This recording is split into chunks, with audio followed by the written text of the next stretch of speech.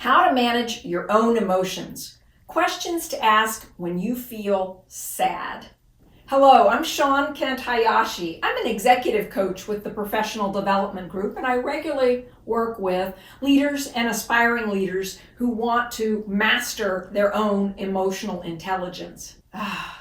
Sad, blue, disappointed, let down, all of that, if undealt with, can become depression. Sadness can be, if we learn how to process ourselves through it, a great gift. Now you may be thinking, Shawn, you've lost it now. But sadness is actually the emotion that shows us what we value. It shows us what gives meaning in our lives. So we are sad because we feel like we lost something that was important to us. We lost something that lent meaning to our lives. And that's why we're feeling sad now. So if we'll begin to ask ourselves, what have I lost? Write that out. Talk that out. What was I hoping for from that experience or that opportunity or that relationship? What have I learned? What have I learned from the experience, and how could I use that learning going forward for myself and for others? How can I apply what I've learned not only to my own life, but also to be helpful, to be generous of spirit with other people? What action could I take right now that would help to add more value, add more of what it is I feel like I've lost in my own life, not only to help me, but also to help others?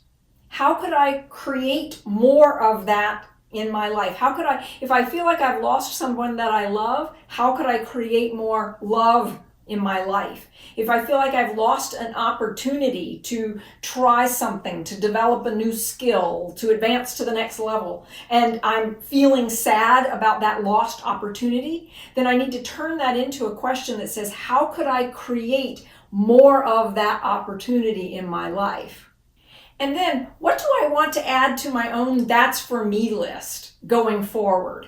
When we go back and connect ourselves to our that's for me list, the things we want to create in our lives, we can begin to pull ourselves into the future in a more positive way. Sadness can feel very heavy, and it comes in waves. And so if you notice yourself experiencing the waves of sadness, tell yourself it's okay. You can process yourself through this experience.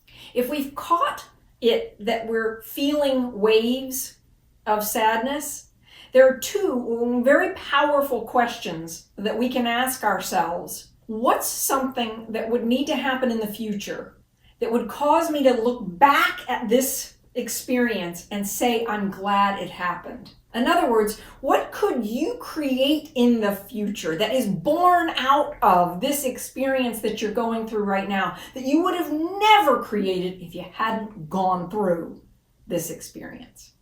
Next is, what action could I take today? A specific action. And map that to a time in your calendar, so that you start doing something new based on what you've learned from your experience. Sadness also teaches us that we really are the only ones who can be the predominant creative forces in our own lives. My weight, my financial stability, my career path, these really are a reflection of me and my relationship with myself. Nobody else can manage the scale for me or manage my budget for me. I've got to do that for myself. And the same is true with sadness. It teaches us that we don't have to stay stuck in the sadness. I remember at one point in my life, something happened. It was extremely, profoundly sad. A tragic loss in my life. And it was the kind of loss that warranted being in bed for a couple of days.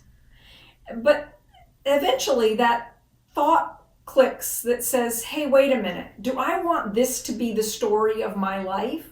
Or do I want to create another story in my life? I decided for myself I wanted to create a bigger story, a better story than the one that I had been in, and I was willing to do what I needed to do to transcend my own sadness.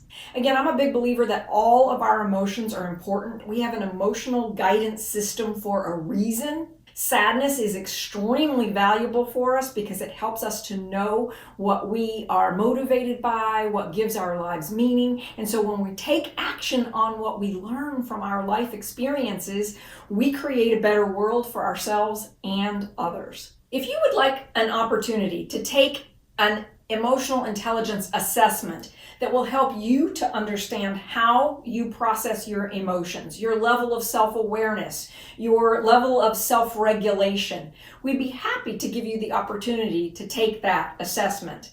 Please click the link below and schedule a conversation with me. Thank you for watching today. Please subscribe to our channel below.